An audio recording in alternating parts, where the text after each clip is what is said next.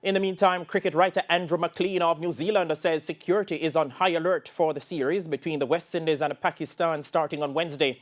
International cricket recently returned to Pakistan after an absence of more than a decade following an attack on a Sri Lankan team bus in 2009.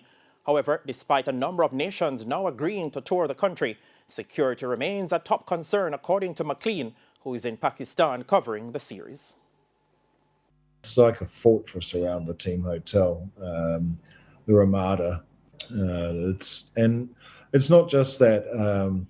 Jerome. Also, I read the other day that there's something like 6,000 security forces deployed for the series. So, it's watertight over here.